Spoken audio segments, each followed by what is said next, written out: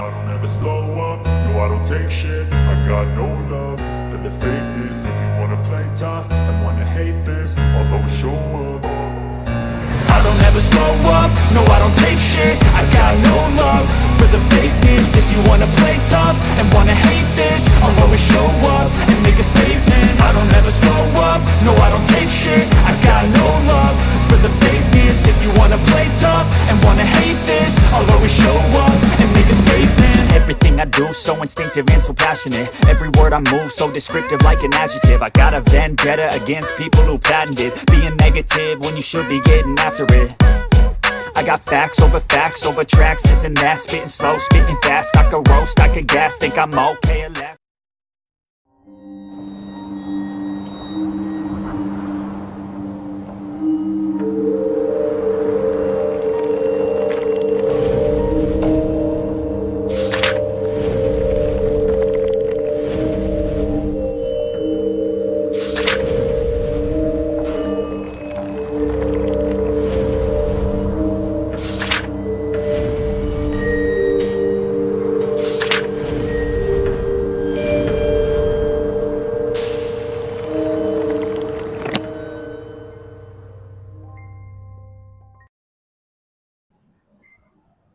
Halo, assalamualaikum Sobat CP dimanapun Anda berada. Alhamdulillah kita semua masih diberikan kesehatan oleh Allah ya. Oh ya, sebelum gue masuk ke cerita, lagi-lagi masih gue tunggu ya kehadiran rekan-rekan di studio gue yang super sangat sederhana ini untuk bercerita tentang pengalaman-pengalamannya. Masalah teknis bisa diatur di sini ya. Intinya gue mengundang ya secara terbuka kepada rekan-rekan siapapun yang ingin bercerita tentang pengalaman pendakiannya, pengalaman syarnya, pengalaman lucunya, ya, pengalaman serunya, ataupun hal-hal lain lah yang berhubungan dengan kisah-kisah urban legend. Silakan. Nah, misalnya bingung bisa kontak aja langsung Instagram gue yaitu Arya_Sena7 ataupun ke TikTok gue ya Arya Sena 1527 dan ke Facebook gue Arya Sena. Intinya share everything di sini, bebas. Yang penting tidak melanggar hukum. Ya kalau misalnya bikin ada orang sirik ya nggak apa-apa sih, berarti lu hebat. Oke, kawan-kawan ya. Jadi pada kesempatan kali ini gue mencoba bercerita tentang pengalaman gue di tahun 2000 ya. Tentunya bersama seorang sahabat gua yang paling error selain si Kebo ya, yaitu Panjul. Panjul ini junior ya, tapi seringnya nongkrong sama gue. Aslinya sih gue seliting sama abang ya si Imam Rosari, tapi Imam ini nggak bisa diajak nongkrong ya karena beliau ini senangnya belajar. Kalau si Panjul senangnya naik gunung. Jadi gini kan kawan, waktu itu sepulang dari Gunung Agung ya kita kehabisan uang. Dengan sangat terpaksa kita menginap tuh di rumah salah seorang kerabat gua di daerah Renon ya. Di sana di komplek pajak. Intinya selama di sana itu gua nunggu transferan dari bokap tuh. Adalah mungkin sekitar semingguan kali ya baru ditransfer sama bokap itu. Waktu itu gue cuma minta ini ongkos balik ya dari Denpasar di Jakarta, nggak minta yang lain-lain lah. Dan nggak nyangka banget ya, ternyata bokap gue itu ngirimin apa namanya duit itu sekitar 2 jutaan. Buseng, tahun 2000 2 juta. Nyayur bro. Gue kaget banget itu, orang cuma minta ongkos doang, ongkos balik ya, kok dikirimin sampai 2 juta ya. Pada saat itu gue nggak berpikir aneh-aneh lah, gue cuma mikir wah bokap gue lagi banyak duit nih. Saat terima uang transferan tuh bener-bener hati berbunga-bunga ya, anjir ini mah gak jadi pulang nih urusannya gitu kan. Yang tadinya kita udah mikir gak enak di rumah om gua, mau buru-buru pulang, ketika terima uang itu pikiran berubah lagi nih. Kita ke Jawa Timur, kita naik gunung-gunung yang deket Surabaya.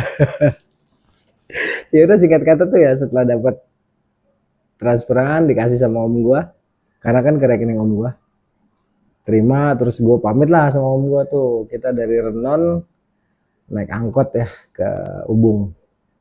Nanti dari Ubung kita sambung lagi ke Gilimanuk. Waktu itu kita menggunakan mobil yang 3/4 busnya, yang bukan full.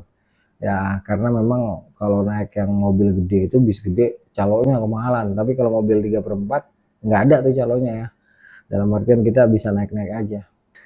Ya, di terminal ini kita sempat ada insiden apa gimana ya? Apa yang pertama yang ada insidennya? Gue lupa ya. Soalnya 2 kali sama Panjul nih di Ubung.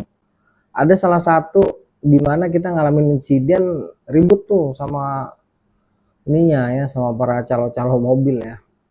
Dan untungnya waktu itu kita sempat dibelain sama warga lokal. Jadinya selamat lah ya. Seandainya waktu itu terjadi bentrokan, nggak tahu juga nasib kita kayak gimana. Karena saat itu kan kita masih rada-rada error ya, di mana aja kalau memang kepaksa ribut-ribut aja. Soalnya kan di Keril itu pasti siapin golokan panjang ya, masih bebas dulu kalau pendaki. Kalau sekarang kan udah kena hukum darurat ya, nggak bisa ya, undang-undang darurat ya. Jadi, tapi gue lupa nih apa pendakian yang habis dari Rinjani atau yang sekarang nih ya, lupa-lupa yang itu. Intinya sempat ada kejadian di Terminal Ubung di mana kita nyaris bentrok loh dengan calo-calo bus ya. Tapi syukurlah waktu itu kita ditolong sama seorang warga. Udah selamat. Begitu udah di bis tuh ya, warga yang tadi nolong bilang, "Sampean jangan begitu mas," katanya. "Untung aja masih bisa selamat," katanya. Wah, intinya tuh apa ya, wah deg-degan juga tuh pas udah di mobil ya. Ya kalau memang yang saat ini ya, gue soalnya rada-rada lupa, udah nggak usah dibahas ya. Singkat kata di mobil itu ya kita nikmatin perjalanan sama Panjo. Ubung Padangbai itu Ubung Gilimanuk itu sekitar 4 jam ya, jalannya cukup jauh ya. Kita ngelewatin pantai, hutan bako. Kalau udah kelihatan hutan bako udah deket tuh ya sama Selat Bali ya. Singkat kata sampailah kita di Terminal Gilimanuk, terus kita jalan kaki beli tiket ferry. Waktu itu tiket ferry masih berapa? 1.500 kalau nggak salah ya. Kalau nggak salah ya, kalau misalnya salah tolong diperbaikin. Soalnya gue lupa ingat nih. Begitu naik ferry, wah seneng banget gue mau Panjul. Intinya kita ngerasa udah mau nginjek Pulau Jawa ya.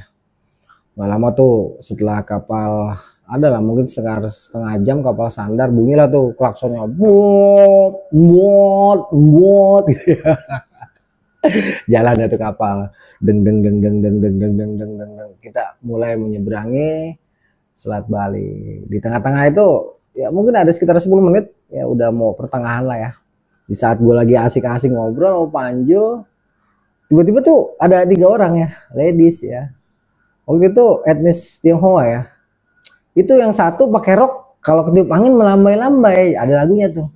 Rokmu Melayu, naik turun. Nah kita baru turun dari gunung, terus kagak punya duit ya, ngelihat yang begitu, bah mulus banget bro. Iya udah kayak keramik beneran. Gue aja langsung otaknya error ya, ngelihat melambai terus kelihatan isi dalam roknya gitu ya. Kan selama mereka deket kita itu kan mereka berbicara Mandarin. Dan kalau nggak salah juga nih ya, kita memang ketemu di Purbesaki ya. Jadi sempet dah kita waktu moto-moto di Purbesaki itu memang ketemu sama mereka nih. Gue soalnya inget ya.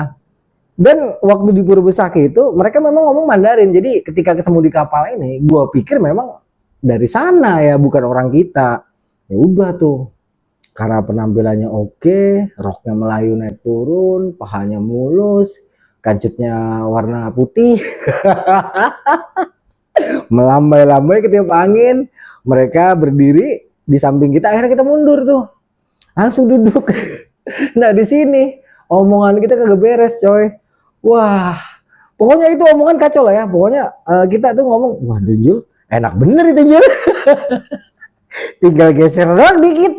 Wah intinya sepanjang jalan, sepanjang pelayaran itu sampai nanti kita merapat di Ketapang itu nggak jauh-jauh yang kita omongin itu isi roknya sih C Mandarin itu ya.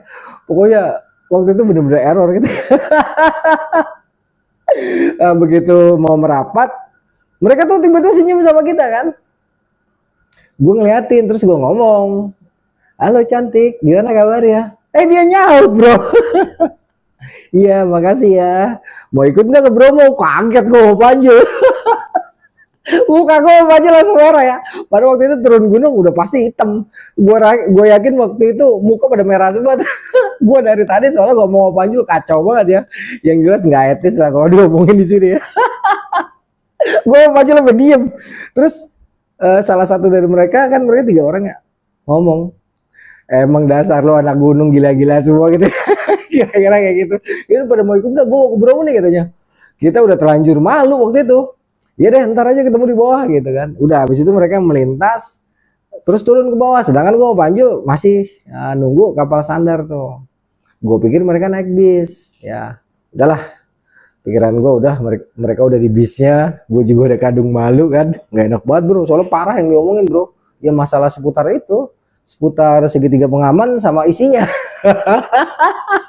Dan teknis bagaimana cara melumasinya gitu. Pokoknya kacau, makanya gue malu banget itu waktu itu. Ya udah begitu kapal sandar kita turun terus jalan lah ke arah dermaga. Nah pas di dermaga ini ada mobil nih kalau nggak salah mobil ini ya mobil family ya. Di situ sekitar ada 5 atau 7 orang ya, 5 kayaknya sih, ada sekitar 5 orangan. Mereka tuh berhenti ngambilin kita, terus cewek yang tadi habis-habisan kita gosipin itu ngajak lagi, ayo kalau emang mau ikut ayo bareng nih masih cukup kok nih katanya 2 lagi. Waktu itu gimana ya, kita kadung udah nggak enak hati, nolak lah, nanti aja lah, ya udah lu ke Bromo kapan ntar kita ketemu lah, gue juga mau ke Arjuno nih, kira-kira kayak gitu ya. Intinya ngobrol-ngobrol, kalau nggak salah habis itu mereka langsung jalan tuh ya. Udah gue mau Panjul sepanjang jalan ketawa-tawa aja, sialan Jul. Gue kata orang Jepang Jul, apa orang Tionghoa asli nggak tahu punya Jul, orang glodok. Ya dalam artinya orang Indonesia juga ya. Ya ampun gue kecele habis-habisan. Intinya nggak sopan lah ya pada waktu itu. Tapi untungnya mereka nggak marah ya. Mungkin karena kita tampan-tampan kali ya. Jadi mereka dengan senang hati malah ngajak kita ya. Sayang banget sih, nyesel juga tuh nggak diambil. Ya udah, kita langsung jalan kaki dari Ketapang ke stasiun Banyuwangi. Ya mungkin itu jarak-jarak 200 meter kali ya, deket banget. Banyuwangi, stasiun Banyuwangi baru sama pelabuhan Ketapang masih jengkal ya, kepeset nyampe lah. Singkat kata sekitar jam 2 tuh kita sampai ke stasiun, terus kita beli tiket. Waktu itu kita nggak beli tiket ekonomi, 2 juta coy. Kita beli tiket bisnis ya, kita naik Mutiara Timur Selatan tuh kalau nggak salah ya. Itu tiketnya masih sekitar 30 ribuan ya kalau nggak salah, inget ya. Kalau salah tolong dikoreksi. Setelah beli tiket, karena memang keberangkatannya itu sekitar jam 8 malam dan kita masih banyak waktu di sini, akhirnya tas kita titipin tuh ke salah satu petugas di stasiun. Ada satu ruangan di mana kita diperbolehkan lah untuk nitip barang-barang, dan pada saat itu kita juga ngasih uang rokok lah ya, biar beliau ini semangat jaga barang kita. Habis itu gue sama Panjul carilah nih warung nasi padang, kita makan, terus cari wartel ya, kita nelpon dah tuh, gue nelpon pasangan gue, Panjul nelpon pasangan Panjul. Itu SLJJ, sikat santai. Ada mungkin setengah jam nelpon, selesai nelpon kita makan. Habis itu kita di deket peron ya, di sebelah kiri atau kanan ya, kita ngelihat ini pertandingan balap burung dara tuh, seru banget ya. Mulai dari habis asar sampai menjelang maghrib tuh, gua ngeliat adu kecepatan burung dara ya, bukan yang masuk ke lubang-lubang itu, bukan, tapi yang dilepas terus lari cepet gitu ya, ada yang ngepekin. Itu seru dah tuh ya. Kita nonton itu sampai menjelang maghrib, mereka bubar. Maghrib kita nongkrong lagi stasiun, yang biasanya itu kita di stasiun cari WC umum, kita ambil airnya, kita taruh nesting, kita masak. Segala sesuatu masak pada saat itu enggak, ngopi beli, ya, rokok Jarum Super, Panjul rokoknya mil, beli mil. Intinya bener-bener itu luar biasa ya, anjir. Pokoknya gua tuh ngerasa tumben-tumbenan bokap gua cuman minta ongkos dikirimin sampai berlipat-lipat kayak gini ya, belum ada kecurigaan sama sekali ya. Pada saat itu dengan sukacita lah gue terima uang besar ini. Udah, singkat kata datang tuh kereta ya, Mutiara Timur Terus kalau nggak salah gue ada di gerbong 2 atau gerbong 3 ya. Pas banget dia kursi yang deket sama inilah, sama pintu, sama bordes, juga deket sama WC. Di situ kita hadap-hadapan. Dan di sini gue agak lupa ya, intinya tidur lah atau gimana, lupa lah ya. Ingat-ingat udah sampai Surabaya itu pagi ya, sekitar jam 5 atau jam berapa gitu. Di Surabaya di Gubeng itu kita nongkrong dulu, habis itu nelpon si Wenang. Terus sekitar jam 8 lah kita dijemput sama Wenang, sama Rizky, sama si Doni, sama si Aulia, juga sama Matius. Dari situ kita langsung meluncur ke rumahnya Doni di sekitaran Rungkut rumahnya ya. Ya udah, sampai rumahnya si Doni itu sekitar jam 10-an, kita istirahat, terus nongkrong tuh di roofnya Doni, ngobrol-ngobrol. Ada lah nginep sampai 2 hari. Di sini ada yang lucu ya. Waktu itu adanya si Rizky sama adanya si Doni, ada yang namanya Anggi kan. Anggi itu lumayan cantik. Itu sampai nggak boleh keluar, nggak boleh ketemu sama kita berdua. Saking terkenalnya nih anak Jakarta bangsat semua nih. Aduh kocak gue.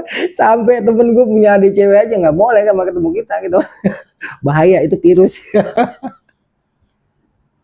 Aku nggak mau menjadi setan, kan virus tadi. Ya udah tuh sekitar 2 hari santai di tempatnya Doni di Rungkut. Habis itu kita mulailah ya persiapan lah, karena waktu itu yang bisa nganter hanya Doni. Rizky nggak bisa, Wenang nggak bisa, John nggak bisa, Aulia nggak bisa, Matius nggak bisa.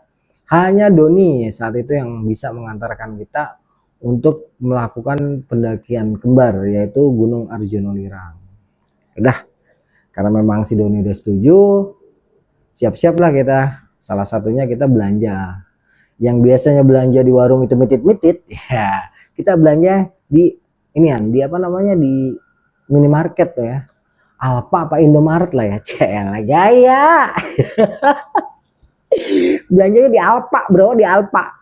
Belanja tuh rokok, sosis, ya enggak, keju, roti tawar. 2 juti coy, 2 juti.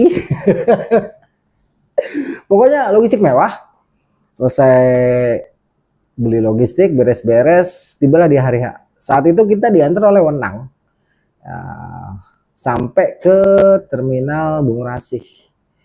Waktu itu yang antar hanya Wenang, Rizky, sama si Aulia. Sementara Matius nggak bisa, nggak muat sama si John. Sampai di Bungur, kita di luar tuh ya, di pintu keluarnya. Kita nunggu mobil yang tujuan ke Malang. Nanti kita turun Pandaan ya. Entah berapa lama nunggu dapat mobil, kita langsung naik. Naik tiketnya 1.500 kalau nggak salah ya. Dari situ kita santai lah ya, nunggu mobil tuh, mobil jalan kira-kira mungkin 1 jam kali ya. Kita sampai di terminal Pandaan, turun.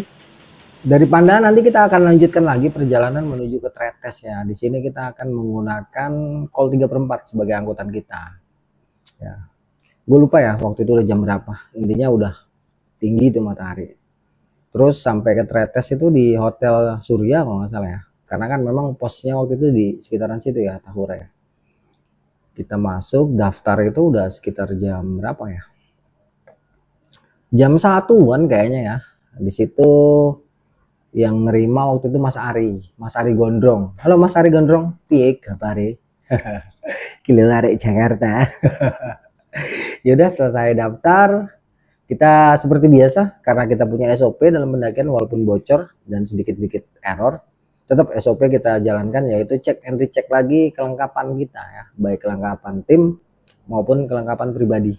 Setelah dipastikan semuanya tidak ada yang tertinggal ataupun terlupa sehingga tidak terbawa, itu baru kita mulai melakukan pergerakan. Jadi pada saat itu kita mendaki Arjuna masih menggunakan jalur jeep ya, di awal-awalnya itu tidak seperti sekarang yang udah dari pos ya dilewatin samping kirinya tuh kan, terus nanti kita lewat pinggiran hutan-hutan bambu udah dicor tuh jalannya. Dulu enggak, kita ambil yang kanan lewat pinggiran Hotel Surya, terus nanti kita lewatin kalau nggak salah tuh pohon-pohon sonokeling ya. Habis pohon-pohon sonokeling dia masih agak nanjak tuh, habis itu kita ketemu pinus landai. Mungkin sekitar 20 menit kita akan ketemu yang namanya pet bocor. Nah, di sini ada buper ya. Nama bupernya apa ya? Kakek bodoh ya? Apa kakek pinter? Pokoknya nanti kita ketemu buper, ada warung di sini. Di situ kita nggak istirahat ya, kita langsung bergerak. Lepas dari situ kita akan ketemu jalan yang mulai mubang-mubeng kayak ular keket tuh ya. Pokoknya mubang-mubeng nggak karu-karuan tuh. Nah, udah tuh jalan mutar-mutar sampai maksimal 1 jam ya, karena beban kita cukup berat. Sampailah kita ke Kop-Kopan 1. Di Kop-Kopan 1 juga dulu ada warung ya. Kita di sini istirahat agak lama, soalnya dia agak terbuka, dan kalau malam di sini city lightnya bagus ya. Waktu itu kita siang, belum malam.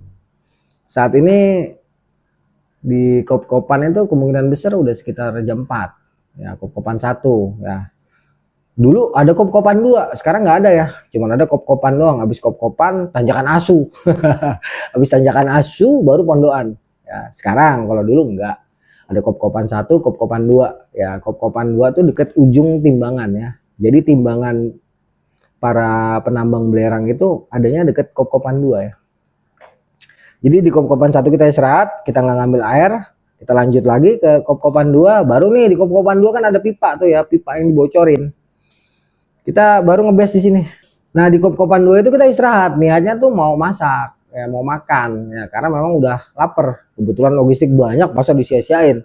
Ya udah, mungkin udah sekitar jam setengah 5 kita udah tuh naruh keril ya, bongkar dah isi keril, ambil barang-barang yang diperlukan. Kebetulan di Arjuna tahun 2000 ini ada sekitar 4 foto yang tersisa ya, karena saat itu eranya tidak seperti sekarang ya, dimana ketika kita naik gunung itu kita bisa menghasilkan ribuan foto dan puluhan jam video ya, tergantung dari handphonenya. Dulu enggak ya, kita masih menggunakan SLR ataupun kamera pocket, itu pun isinya isi 36. Kalau baterainya habis, misal punya roll lagi, udah kelar, nggak bisa. Dan terkadang kesialan yang paling sering tuh dihadapi di saat kita masih menggunakan teknologi itu adalah udah gayanya banyak, cepret-cepretnya banyak. Ketika dicuci cetak, mau dinegatifin, ternyata hasilnya terbakar alias hangus. Dan itu kita ngalamin yang seperti ini tidak sekali dua kali. Jadi memang terkadang banyak momen-momen yang hilang karena kesialan-kesialan yang seperti ini ya. Jadi jangan disama-samain lah, apa-apa mana fotonya, ya tidak bisa begitu Ferguson. Di era itu tidak seperti sekarang, jadi tolong dipahami dulu ya. Di Kop-Kopan 2 ini masak seru ya, mungkin sampai sekitar jam setengah 6. Selesai makan kita siap-siap lagi nih. Begitu mau jalan, si Doni nggak mau bergerak nih, dia diem aja ya. Kan kita ajak nih, ayo Don jalan lagi Don, soalnya kan kita bergantung sama dia. Dia yang udah pernah ke Arjuna, dia yang tahu jalurnya ke Welira, dia yang tahu Pondokan, dia yang tahu Lembah Kidang. Intinya pada saat itu kita ngandelin dia ya, bisa dikatakan. Walaupun gua tuh jauh lebih senior, tapi karena kita memang udah sepakat ya, kita hargai nih. Di sini aneh banget loh Doni. Setiap diajak dia nggak mau. Pokoknya dia diem. Pada akhirnya dia ngomong, mau kata dia. Males aku. Udah di sini aja katanya. Entah dia capek atau entah dia merasa ada sesuatu yang tidak bisa diceritakan kepada kita. Intinya pada saat itu dia tidak mau melanjutkan pendakian. Ya udah, karena Doni sebagai leader kita tidak mau melanjutkan perjalanan, apa mau dikata Ferguson. Akhirnya kita buka tenda di sini ya. Pada saat itu kita buat tenda, tendanya Doni bukan tendanya kita. Kalau gue mau Panjul, gue udah buat tenda ya. Paling ogah mau buat tenda ya. Udah gelar tenda, ya, kita istirahat di situ cukup santai ya, karena tidak terlalu ramai pendaki. Seingat gue malam itu nggak ada kejadian-kejadian khusus ya, kejadian-kejadian horor ya. Kalau misalnya ada kedengaran suara musik atau apa, kita anggap itu suara dari bawah aja, karena kan di Tretes itu tempatnya ajib-ajib ya. Malam itu sempat kita tanya-tanya Doni, emang kenapa sih lu Dan nggak mau malam-malam nerusin, emang kenapa, takut? Bukan, enggak nanti aja ceritanya, kata si Doni gitu. Pada akhirnya gini, kita menyadari ada sesuatu yang diketahui oleh dia, tetapi kita tidak ketahui. Dan dia merasa pengetahuan dia ini tidak baik lah buat kita ya. Karena kita akhirnya memahami itu, ya udah. Dan kebetulan juga capek. Malam itu sebenarnya kita tidur nyenyak ya. Kalau misalnya bangun-bangun pasti ada, cuman secara detail gue nggak inget. Singkat kata datang pagi, mungkin sekitar jam 6 atau jam 7 kita udah mulai sibuk dah tuh. Gerabak-gerubuk ya, masak. Acara masak-memasak ini mungkin makan waktu sekitar 1 sampai 2 jam lah ya. Terus makan. Selesai itu kita packing, baru kita mulai melanjutkan perjalanan. Ya, dari Kop-Kopan 2 nanti kita ikutin tuh jalur jeep. Nanti mentok ke pos timbang namanya. Nah, mentok di pos timbang, jeep dulu cuma sampai situ. Dia nggak sampai ke Pondokan kayak sekarang ya. Dari pos timbang ini nanti jalannya sudah jalan pendakian. Ya, jadi ada rute pendakian, ada rute yang biasa digunakan oleh para penambang belerang. Biasanya tuh nanti kita mixing tuh ya. Kita ambil rute yang biasa dipakai penambang belerang. Kalau nanti dapat lagi, dapat pecahan jalur, kita ambil rute yang biasa dipakai oleh pendaki. Dalam artian kalau rute yang dipakai oleh penambang belerang itu berdebunya minta ampun ya. Itu kalau kita ngupil, buset. Kacau tuh, debu semua tuh bisa tuh ya. Dari pos timbang sampai ke Pondokan ini lumayan mantep. Dan gue lebih suka menggunakan jalur yang dulu ya dibanding dengan jalur jeep yang sekarang. Jalur jeep yang sekarang bener-bener gak nyaman ya. Soalnya batu-batu dan panas. Kalau dulu itu kita masih jalannya campuran ya, ada tanah, namanya juga jalur pendakian, kita bisa cari-cari dan teduh lah ya, karena masih di bawah pohon-pohon pinus. Gue inget kita ada di sebelah kanan, deket banget sama lembah. Jadi jalur lama itu adanya di bibir punggungan. Kalau sekarang kan dia agak ke tengah tuh, karena ngikutin jalur jeep. Kalau dulu enggak, dia ada di bibir punggungan. Jadi kalau kita turun sebelah kiri itu udah lembah. Ya, kalau kita naik sebelah kanan kita lembah. Dan pohon-pohon pinusnya tuh rapet, enak, adem. Kalau sekarang tuh panasnya minta ampun ya, nggak nyaman banget lah ya. Jalur pendakian Arjuno ataupun Lirang dari Tretes ya pada saat ini karena ngikutin jalur jeep. Beda sama saat itu. Entah berapa lama ya, yang jelas naik pagi itu sekitar jam 3-an. Itu kita sampai tuh ke Pondokan. Pada saat itu nggak semua tuh ya gubuk-gubuk yang ada di Pondokan ditempati oleh para penambangnya, dan adalah salah satu gubuk ya, gubuk dari rumput-rumput itu yang kosong. Kita izin dulu, ternyata diizinkan tuh, alhamdulillah. Ya udah, kita istirahat, biasa masak lagi, makan. Terus pada waktu itu karena pendaki juga belum banyak, biasalah kebiasaan kita tuh bakar-bakaran ya. Sebelum bakar-bakaran itu gue ngumpulin plastik dulu tuh di daerah Pondokan tuh. Buset, plastik banyak banget ya. Gue nggak sadar tuh ya, ngumpulin plastik sampai kayak gunung. Si Doni sampai malu. Nih anjir nih orang kayak tukang pulung.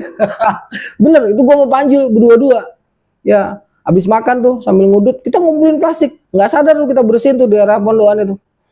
Banyak banget plastik yang kita kumpulkan. Setelah itu baru kita cari kayu-kayu. Kayu-kayu itu kita ada tekniknya ya. Kalau bakar-bakaran itu ada teknik di mana gini ya, pokoknya persegi 4 ya. Cuman satu banjar ke sini, satu banjar ke sini ya. Dengan celah-celah kayu yang kita perhitungkan untuk oksigen ya. Soalnya kalau misalnya kurang oksigen, kayu susah nyalanya tuh. Singkat kata karena plastiknya kering, kayu-kayunya juga kering, kayu pinus dengan margin shape yang kita buat, api nyala tuh dan dia cukup besar. Karena api ini cukup besar dan api itu kan sumber kehidupan. Akhirnya mengundanglah ya beberapa orang teman-teman dari Kota Malang ataupun sekitaran Surabaya ya, dan kota-kota yang ada di dekatnya. Pada waktu itu kalau nggak salah ada pendaki Malang. Beliau ini udah cukup sepuh pada waktu itu, udah lebih tua dari gue ya. Gue inget itu ada lagu yang sangat berkesan. Apa ya, dia kalau nyanyi itu benar-benar silit, ningu silit, ningu. Gue pengen tahu loh. Wah itu lagu lagi ini ya, lagi tren pada waktu itu ya, sekitar tahun 2000-an ya. 2000-an 2001 lagu itu silit, tinggi silit. Lagu barat cuman diplesetin sama rekan kita dari Malang ini ya. Wah, kita nggak kenal, cuman lucu aja tuh seru. Gua kata nih orang nyanyi silat. Tapi emang enak ya. Coba ya kalau ada teman-teman yang tahu tuh lagu direkomendasiin ke gua ininya linknya. Gue kangen sama tuh lagu, pokoknya Silit, gunung gunung gunung gunung Silit. Itu sampai maghrib, terus sampai sekitar jam berapa ya kita mainan api itu, sampai kayak habis plastik habis kebakar, mungkin sekitar tengah malam ya. Dan lagu Silitnya tuh udah berhenti dari tadi karena memang capek, kita coba istirahat. Waktu itu saat api gue mau matiin, kalau nggak salah ada beberapa temen nih dari pendaki lain yang minta jangan dimatiin karena mereka mau angkat-angkatan di situ. Ya udah, lebih aman lagi kan, kita tinggal istirahat tuh. Dan pada malam kedua ini sama ya, gue rasa juga nggak ada kejadian-kejadian yang horor ya, karena memang pendakian ini nggak ada horornya sih ingat gue ya. Ada sedikit tapi apa ya, nanti itu pas turun gitu ya. Ya udah, seperti biasa lah, malam itu kita tidur bangun karena memang dingin, capek, dan tempat tidurnya kan nggak nyaman, yang nggak empuk. Jadi wajar kalau kita bangun-bangun ya, untuk kencing lah atau untuk sekitar nguelet aja. Singkat kata datang pagi, pada waktu itu planningnya kita ke Arjuna dulu baru ke Ulirang. Oh ya udah, karena memang Doni yang tahu, kita ikutin deh apa yang menjadi saran dia. Karena dari bawah kita sudah memilih dia sebagai leader, jadi kita hormati semua keputusan dia. Setelah masak, terus makan, kita prepare logistik-logistik yang akan kita bawa summit, tenda, dan barang-barang pada waktu itu masih aman. Kita tinggalkan di pondokan, di shelter pondokan itu. Masih nggak ada lah yang namanya makhluk-makhluk yang suka memindahkan barang-barang orang ya dari gede menjadi kecil. Itu masih nggak ada tuh ya, masih jarang makhluk-makhluk itu, masih bahkan belum terbit kali ya, dimana keril bisa dikantongin ya kecil. Itu dulu belum ada ya, jadi aman. Mungkin sekitar jam 8 kita mulai bergerak naik tuh. Waktu itu gue lupa ya apa ada rombongan lain yang ikut sama kita atau enggak. Intinya sepanjang jalan itu ya, dari shelter pondokan nanti kita belok ke kiri ya, belok ke kiri, naik Punggungan sampai ke puncak Punggungan, agak landai, terus landai sampai nanti kita ketemu ada air sedikit sebelah kanan, terus kita belok ke kanan. Di sini tempat terbuka bagus ya, dari lokasi itu terlihat tuh Punggungan ataupun tebing batu menjulang tinggi, di mana belakangnya terdapat puncak Arjuna, dan di bawahnya itu hutan-hutan pinus juga sabana yang sangat luas. Nah lah, yang di depan kita ini ternyata dikenal sebagai Lembah Kidang. Ya sempat gue ngomong masih Doni, lah ini tempat bagus banget Don, kenapa kita nggak ngebase di sini aja? Dia senyum-senyum aja tuh. Gue bilang, nah di bocah ditanya senyum-senyum gitu kan, si Panji juga nanya, emang apa Don? Ini bagus banget di tempat. Kalian ini anak Jakarta nggak ngerti ya. Pada waktu itu ya pendakian kan tidak seramai sekarang ya, dan yang namanya kearifan lokal, mitos, mistis itu masih banyak banget diceritain ya. Dan memang kalau era-era itu wajar lah ya. Lagi-lagi kalau masalah ada yang ketemu, ada yang enggak, ada yang ngerasa, ada yang enggak, itu hal yang normal ya. Jangan merasa bangga gitu atau merasa kalau sesuatu yang kita rasakan itu udah superior, udah paling bener. Enggak. Jadi baik yang merasakan atau tidak itu sama aja, karena hidup itu memang punya porsi masing-masing ya. Kita nggak perlu memaksakan lah apa yang menjadi pengalaman kita untuk diterima sama orang, apalagi berani menghakimi pengalaman orang lain berdasarkan pengalaman kita. Ya kalau dijadiin pertimbangan nggak apa-apa, tapi kalau udah menghakimi ya berdasarkan sudut pandang kita sendiri itu kurang tepat ya, rasa-rasanya kok gimana gitu ya, sebab dunia ini terlalu luas jika hanya dilihat dari satu sisi ataupun dari satu sudut pandang. Agak penasaran sebenarnya gue waktu itu, kenapa si Doni nggak mau ngebase di sini, padahal tempatnya bagus banget ya. Dah lewatin Lembah Kidang, mentok, kita akan naik ya, satu Punggungan, mungkin sekitar 10 menit itu datar. Saat itu kering banget ya, debunya tuh tebel banget, bener-bener tebel. Intinya kalau nggak pakai masker ya, dulu kita pakai inian aja, pakai apa namanya, bandana ya, itu hidung pasti penuh sama debu-debu itulah, debu-debu intan ya, sama debu-debu jalan di jalur itu ya. Dari situ kita agak landai, hutan-hutan pinus ya, belok-belok, kita ketemu lagi tempat terbuka. Di tempat terbuka ini masih landai, di sebelah kanannya tuh ada pohon pinus yang besar 1 biji. Terus jalur mulai berbatu tuh. Naik mungkin 10 menit kita belok ke kanan ya. Di agak landai terus kita belok patah ke kiri. Belok kiri lagi tepluk. Di situ kita ketemu buah tuh segede gaban.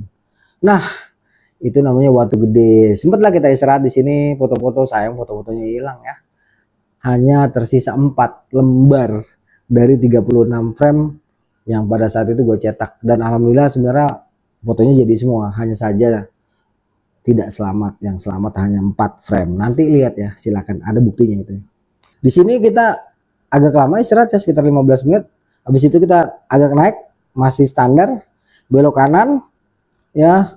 Baru nih di ujungnya ketemu punggungan terjal banget ya. Mantep, terjal banget tuh. Ada mungkin sekitar setengah jam nih ya. Jalurnya waktu itu udah tanah dan batu-batu ya. Enak badannya, udah mulai kebuka kan. Ada mungkin sekitar 40 menit sampai kita ke tempat jalur yang bagus tuh. Di sini agak landai, terus sebelah kirinya kelihatan lah tuh apa namanya, sabana yang ada di bawah kita, Lembah Kidang. Habis itu kita masuk ke hutan pinus. Kita jalur ada di ya kira-kira mungkin 45 meter ya dari sisi jurang tuh di sebelah kiri. Ini udah parah, buah, udah enak banget dari sini. Udah tuh entat-entut tuh jalan tuh, entat-entut. Lumayan tuh di Cemara sampai akhirnya nanti kita lurus terus mentok ke ujung punggungan, belok ke kanan ya. Terus datar kira-kira 10 menit nanti kita akan ketemu ini ya, semacam kayak bekas reruntuhan bangunan ya, mungkin bekas candi kali ya, atau bekas apalah gue nggak ngerti. Yang jelas ini bangunan pasti ada yang bikin nih, dan relevan banget ya soalnya di Jawa Timur ini kan banyak peradaban ya, peradaban kuno juga banyak di sini, juga kerajaan-kerajaan yang cukup besar pada masanya, dan sangat memungkinkan jika mereka membangun rumah peribadatan tuh di tempat-tempat seperti ini. Di sini juga kita sempat lihat salah satu prasasti ya yang meninggal tahun 99 kalau nggak salah. Terus setelah itu kita masuk Cantigi, turun agak parah, landai, datar maksud gua, naik kira-kira 10 menit sampailah kita ke Puncak Ogal Agil. Di Puncak Ogal Agil ini seingat gue memang kita cuma bertiga pada waktu itu ya, dan cuaca cukup cerah. Ada sekitar 3 frame yang selamat foto di sini. Foto gue sendiri, terus fotonya Panjul sama Doni, foto gue sama Doni. Ya, sebenarnya banyak waktu itu, ada mungkin sekitar 10 preman, cuma ya lagi-lagi ya pada saat itu teknologi belum seperti sekarang. Setelah cukup lama kita menikmati pemandangan dari Puncak Ogal Agil, kita langsung turun. Ya, balik lagi ke jalur yang semula tuh. Si Doni di depan, si Panjul di tengah, gua di belakang. Udah jalan biasa kita turun. Ya datar, naik tuh kan, ketemu lagi puncak bayangannya. Ketemu lagi tuh sama bekas-bekas bangunan runtuh itu, ketemu prasasti. Ya, mentok ujung punggungan, kita belok ke kiri turun, terbuka masuk ke pinus. Dari pinus kita sedikit lari terus sampai ke Watu Gede. Si Panjul ngambil alih di depan nih. Jalan di depan si Panjul. Dan ketika lagi di tengah perjalanan itu, rupanya Panjul mau ngusilin kita berdua. Jadi dia jalan ngambil kayu pinus, dia sedikit kenceng, itu kayu pinus diseret-seret sama dia, jadi debunya kemana-mana. Dasar kayak si Panjul. Wah itu si Panjul ngebut, bener-bener kabut debu ya. Si Doni nggak mau ngebut, canco kata dia. Gue agak jauh di belakang, itu aja gue ngap ya, buset si Panjul bener-bener kurang kerjaan tuh bocah. Itu terus tuh sampai nanti ke Lembah Kidang dia baru berhenti tuh. sambil cekesan doang, tes drive kata dia. Kocak dah. Si Dodi udah merah tuh mukanya tuh, udah kesel dia. Cuman kayaknya masih bisa nahan amarah ya, karena kan biar gimana juga kita kan CS ya, ingat Don piye kabare Don, komen apa Rek iki lho kiri sama Cemeng piye kabare iki. Jadi temen gue ini si Doni dia panggilnya Cemeng, nah kakaknya si Rizky panggilannya Kiri, jadi cocok ya. Kalau si Rizky banyak fotonya, ada beberapa nanti gue sertain juga ya. Ya udah, lepas Lembah Kidang kita lanjut lagi, sampailah kita ke Pondokan. Itu udah sekitar jam 2-an ya. Dari sini rupanya si Doni sudah tidak berniat untuk melanjutkan pendakian ke Ulirang. Tapi dia malah minta, udahlah turun aja nanti ke Ulirang gampang, ada gitu. Loh, bukan gitu lah Don, belum tentu nih. Wes lah gampang. Anak ini kayak gimana ya? Kayak tiba-tiba kehilangan inilah ya, kayak kehilangan mood ya waktu itu si Doni. Akhirnya karena memang kita udah berprinsip naik bertiga, turun bertiga, tidak boleh terpecah-pecah gara-gara ego. Ya udah kita nurut waktu itu. Oke lah Don, next time lah. Jangan sampai kita terpecah nih. Nah, si Doni sendirian, gue berdua sama Panjil. Walaupun si Doni udah sering kesini, tetap aja. Berarti kita belum mampu melawan ego kita. Dan ini sangat berbahaya ya. Di gunung itu kalau egonya udah pada main, itu bahaya banget. Karena itulah setan yang paling mengerikan. Bahaya yang paling menakutkan adalah bahaya internal yang sudah berhubungan dengan ego. Ya. Yang sudah berhubungan dengan kerasnya hati, bahkan kesombongan. Itulah setan-setan yang sesungguhnya, setan-setan kepala hitam yang sangat mengerikan. Dan itu bisa datang dari dalam diri kita. Bahaya yang paling mengerikan itu ya, bukan dari setan gunung ya. Tapi kalau dari luar, di zaman sekarang ini di era medsos yang paling berbahaya itu ya itu setan-setan kepala hitam yang komen nggak kelihatan. Yang cuma bisa ngata-ngatain orang. Nah itulah setan-setan yang sesungguhnya tuh. Kalau di era sekarang ya, intinya pada saat itu kita setujulah usulan Doni. Ya udah kita turun.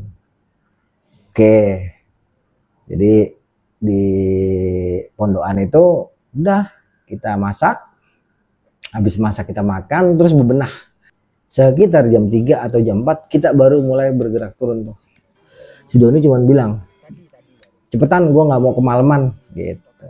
Ya udah, kita langsung tuh jalan agak cepet. Pada saat itu tenaga kita juga masih ekstra ya, masih masih full power ya. 2-3 ronde juga oke tuh dalam sejam. Pokoknya masih oke lah. Jadi lepas dari pondokan ya, kita nanti ada di sebelah kiri tuh ya. Nah, dia deket banget sama lembah ya. Jalur lama itu deket sama lembah. Udah kita lari tuh situ batu-batu, tak tak. Nah, di pertengahan jalan itu si Panjul minta berhenti. Dia bilang katanya mules. Ya udah, gua masih Doni berhenti. Ya, sambil istirahat juga lah. Udah nggak lama si Panjul itu tuh melipir deh ya. Kita tungguin nih, ini bocah lama amat gitu kan. Terus gue intip nih ya sama si Doni berdua. Begitu kita ngelihat, dia tuh lagi duduk, dia lagi boker posisinya, lagi nongkrong di atas pinus rubuh. Sambil boker itu dia gantungin kacang. Dia gantungin kacang sama pegangin gelas kopi. Jadi dia boker tuh sambil ngemil, terus minum kopi, terus bawahnya brobot. Nggak kebayang kan, nyemil ngopi brobot, nyemil ngopi brobot. Itu gua ngakak sama si Doni langsung dasar arek Jakarta dan KB gitu. Wah, si Panjul parah-parah tuh, gue foto, sayang fotonya hilang ya. Aduh, sayang banget. Itu sempet gue foto tuh dia lagi kayak begitu tuh. Sempet ngamuk-ngamuk dia. Ya udah nggak lama dia selesai. Ya, kita siap-siap lagi. Nah, di saat mau bergerak turun, lagi-lagi si Panjul duluan nih. Gue udah tahu nih, ketika si Panjul ngambil ngelit, posisi ngelit, gue langsung berdiri di belakang dia percis. Nggak lama kita jalan, bener si Panjul dia ngambil kayu pinus lagi, digeser-geserekin lagi ke jalur itu. Gua tambahin pakai kaki mainin debu. Udah si Doni di belakang kebanjiran debu. Ngamuk-ngamuk dia, cancok, arek Jakarta bangsat kami, cancok. Itu kita kerjain sampai menjelang ke Kopapan 2. Ngamuk-ngamuk tuh sampai mukanya merah ya. Don, sorry banget ya Don. Di Kopapan 2 udah sekitar jam 6 kurang. Bablas lagi ke Kopapan 1, kita sempat istirahat. Kita lihat dah tuh pemandangan City Light bagus banget. Habis itu bablas lagi ke Pet Bocor. Mungkin sampai Pet Bocor sekitar jam 7. Istirahat sebentar di Pet Bocor, bablas lagi sampai kita ke Pos Tretes. Ya di tretes itu kita istirahat ya, cuci kaki, cuci muka, dan membersihkan hati yang dongkol ya. Selesai bersih-bersih, barang kita titipin tuh di base sama Mas Ari. Habis itu kita cari makan ya di depan. Di tempat makan ini kita sempat ngobrol-ngobrol sama si Doni. Gue tanya, Don lo kenapa kemarin waktu di Kop-Kopan 2 nggak mau lanjut ke Pondokan? Terus di Lembah Kidang ada apaan sih ya? Waktu itu karena udah dibawa si Doni langsung ngomong, ya ini sih pengalaman gue pribadi, kata si Doni gitu ya. Nggak tahu nih kalau orang ngalamin yang sama atau enggak. Yang jelas aku kapok katanya. Aku kapok Jul kalau harus jalan malam-malam di daerah itu katanya ya. Karena dia itu pernah ngalamin diputar-putar di situ ya. Nggak nemu-nemu tuh mulai dari maghrib sampai pagi. Jadi karena dia pernah merasakan pengalaman seperti itu, dia dia nggak mau lagi lewat areal itu di saat malam hari. Dan di saat sama kita nggak mau lah itu terulang lagi ya. Jadinya dia ngotot nggak mau melanjutkan perjalanan untuk melintasi alas itu tuh ya. Alas apa sih namanya tuh, mulai dari Kop-Kopan 2 sampai ke Pondokan itu, pokoknya alas pinus itu dia nggak mau, sama sekali dia nggak mau tuh. Jadi karena rupanya dia punya pengalaman pribadi di situ diputer-puter dari maghrib sampai pagi. Dan selama diputer-puter itu rasanya dia ya memasuki sebuah dimensi yang berbeda sekali dengan dimensi kita. Kenangan itu sangat membuat dia alert ya. Jadi jangan sampai terulang ya intinya. Terus yang kedua, Lembah Kidang. Ya menurut ceritanya Doni pada saat itu ya, itu tempat yang cukup wingit. Ya, tempat yang bisa dikatakan sebagai pasar setannya dari Gunung Arjuna Lirang. Tempat di mana bersemayam makhluk-makhluk marakayangan ya. Percaya atau tidak percaya, suka atau tidak suka, bisa melihat atau tidak bisa melihat, bisa merasakan atau tidak. Hal-hal yang gaib itu memang ada ya. Sesuatu yang tidak terlihat bukan berarti tidak memiliki eksistensi. Banyak sekali contoh-contoh yang kita bisa lihat ya dalam ilmu kuantum fisika, ya dalam ilmu dalam keseharian kita. Itu banyaklah hal-hal yang tidak terlihat tapi eksistensinya itu sangat nyata ya. Contoh nasib nggak kelihatan tapi kan kita tahu-tahu dasar nasib ya nggak, takdir nggak kelihatan, amal nggak kelihatan, dosa nggak kelihatan. Coba lu bayangin kalau dosa kelihatan, buset pada bikin dulu. Orang nggak ada yang mau bikin dosa ya. Intinya kita bijaksana lah ya menilai yang seperti ini ya. Kita tidak mengalami bukan berarti orang lain tidak bisa mengalaminya, karena memang segala sesuatu sudah Allah atur dengan sangat teratur. Bahkan hal-hal yang paling tidak teratur sekalipun ternyata itu adalah bagian dari hukum keteraturan yang sangat sempurna. Itulah dua tempat yang disebutkan Doni yang pada saat itu memang kita baru pertama kali kan mendaki Arjuna. Jadi ya udah kita ucapin terima kasih juga tuh sama Doni. Ya udah Don, thank you. Lu nggak mau lah kita ajak naik malam pada saat itu karena lu berprinsip, berpegangan, berpatokan pada pengalaman lo. Ya, dan karena lu nggak ingin itu terulang kembali juga terjadi sama kita, akhirnya lu putuskan untuk tidak melanjutkan pendakian pada malam itu. Makasih ya, karena memang pengalaman adalah guru yang paling baik. Karena itulah mungkin si Doni benar-benar nggak mau dia melakukan perjalanan di malam hari di saat itu. Udah selesai ngobrol-ngobrol, kita balik lagi ke base camp, terus tidur ya, karena memang kendaraannya atau angkutan menuju ke Padan pada waktu itu udah nggak ada. Ya udah di base camp ini gue agak lupa ngapain aja, yang jelas pasti ngobrol-ngobrol, nggak mungkin takol-takolan ya. Pokoknya ngobrol-ngobrol, istirahat, singkat kata datang pagi. Terus pagi-pagi itu ya cuma cuci muka aja sama MCK ya, cuma kencing boker doang kali ya. Habis itu pamit sama Mas Ari. Kita nunggu mobil 3/4 tuh di depan. Nggak lama mobil itu datang, kita lanjut ke Pandaan. Sampai Pandaan mungkin sekitar jam 9, jam 10, kita bablas lagi langsung ke Bungurasih. Sampai Bungurasih mungkin sekitar jam 11-an. Dari Bungurasih kita dijemput lagi sama Wenang ya, and the gang. Terus di drop ke rumah Doni. Ya, di rumah Doni itu sampai sekitar 12:30 lah. Kita ngobrol-ngobrol lah, seru ya. Dan sangat disayangkan pada saat itu kita nggak jadi ke Ulirangnya, hanya dapat Arjuna aja. Ya udahlah, mau gimana lagi? Nggak akan lari gunung dikejar. Soalnya gunung itu jodoh-jodohan juga, nasib-nasiban juga ya. Kalau kita punya uang, punya tekad, tetapi kita belum berjodoh, nggak dapet juga kita naik. Intinya kalau udah jodoh itu kadang-kadang nggak ada duit aja, Toto ada yang ngajak, Toto ada yang traktir, Toto ada aja lah, namanya juga jodoh ya. Intinya pada saat itu kita terima lah ya.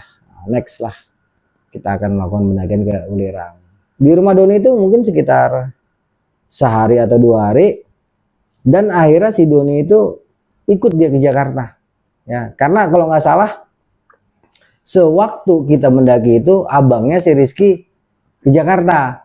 Nah Rizky ini kerja di ini Taman Anggrek ya, kalau nggak salah dia baru dapat kerjaan di Taman Anggrek tuh. Jadi si Doni juga pengen lihat Jakarta, jadilah dia berangkat sama gua ke Jakarta bareng-bareng. Pada saat itu kita naik kereta, bukan Kertajaya, apa ya namanya, Jayabaya ya. Kita naik kereta Jayabaya, tiketnya masih 48.000, Jakarta Surabaya, Surabaya Jakarta PP itu ya. Nah di gerbong itu kebetulan gue duduk sama, jadi ini kan kursi 3 ya, gue di pojok, Doni di tengah, Panjul paling pinggir nih. Tapi kita bisa ganti geng ya, namanya kita satu geng. Nah di depan gue tuh cewek 1 sama ada cowok 1. Awalnya kita pikir itu cewek sama cowok pacaran, soalnya si cowoknya ini banget ya, buset tangannya usaha banget itu, yang sono sini, tapi ceweknya nggak pernah mau. Gua sama Doni sama Panjul ngeliatin ketawa-tawa, ya elah norak banget. Ngajak ngobrol kagak, mau main gape-gape aja. Seru dah tuh. Nah kasihan juga nih si cowok itu harusnya turun di Purwokerto, tetapi karena dia sibuk ya repa-repe tapi nggak kesampean, kelewatan dia turun akhirnya di Bumiayu, kelewatan 1 stasiun. Nah setelah si cowok itu turun gue kaget, loh mbak, saya pikir itu cowoknya. Bukan mas, katanya. Resek banget itu cowok katanya. Gue ngeliat itu cewek ngomong resek kok sambil senyum-senyum ya, dalam arti wah nih sana. Akhirnya gue tuh yang duduk tuh di samping tuh cewek, dan gerbong kan waktu itu kursi-kursi banyak yang udah mulai kosong. Kebetulan di sebelah kiri kita ada kursi kosong tuh, kita pindah tuh ke situ berdua ngobrol. Ternyata itu cewek dia akan turun di daerah Kerawang, di daerah Bekasi. Ya udah ngobrol tuh sama gue, karena gue lihat ada kemungkinan untuk melakukan sebuah dosa. Ya udah tuh gue coba-coba ngobrol, karena kan cewek itu makhluk audio sejati ya. Akhirnya aduh dapet dah tuh ya. Sampai dapat nomor telepon segala, dan sempat ketemuan juga jalan tuh ya pada akhirnya. Ya singkat kata sensor semuanya sampai dia di Bekasi, turun kita lanjut ke Senen ya.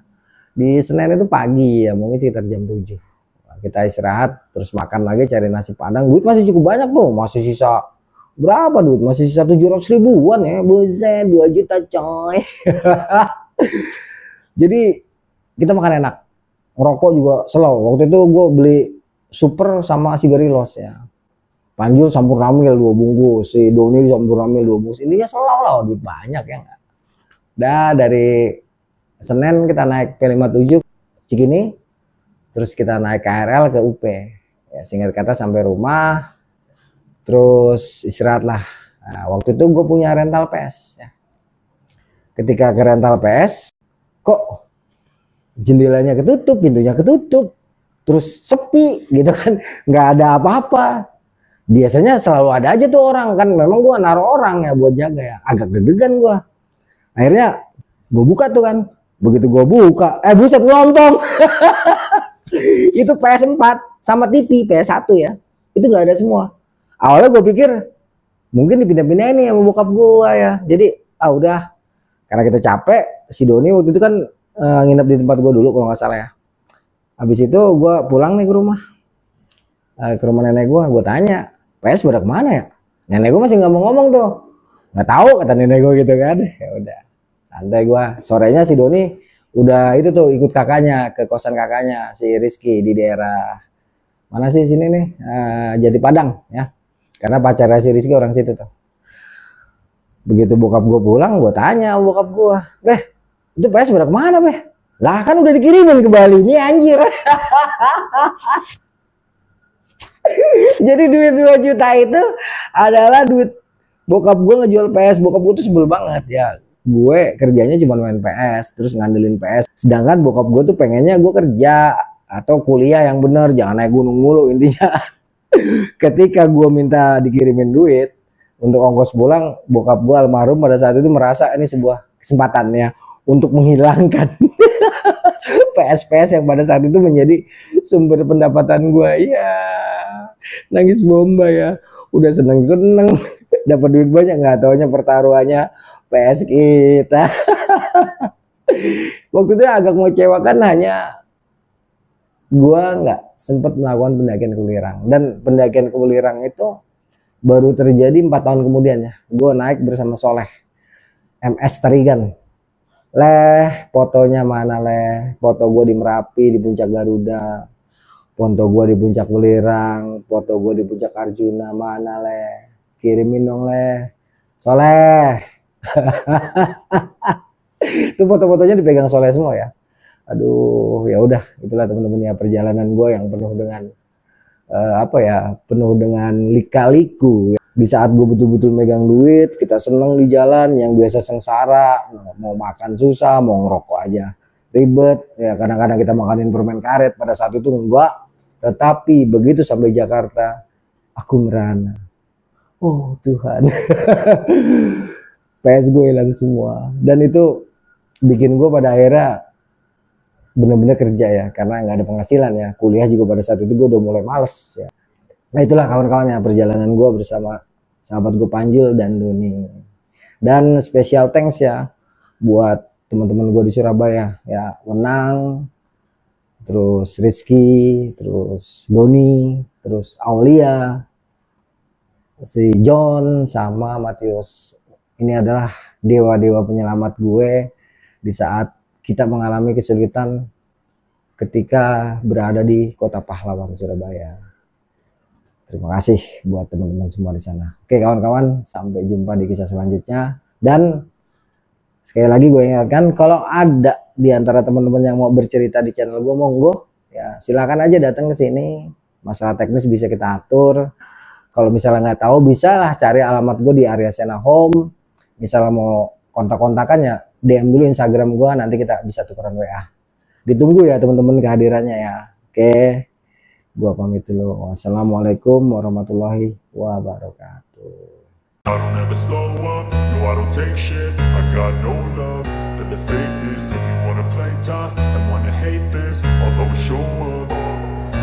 I don't ever slow up, no I don't take shit. I got no love for the fakeness. If you wanna play tough and wanna hate this, I'll always show up and make a statement. I don't ever slow up, no I don't take shit. I got no love for the fakeness. If you wanna play tough and wanna hate this, I'll always show up and make a statement. Everything I do so instinctive and so passionate. Every word I move so descriptive like an adjective. I got a vendetta against people who patented being negative when you should be getting after it.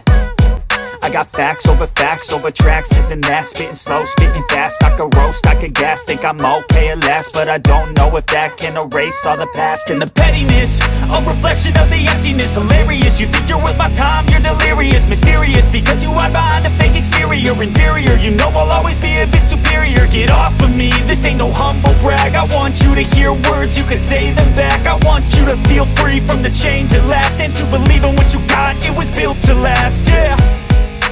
Now that I've been put through hell, I never got anyone's help. I had to do it all myself.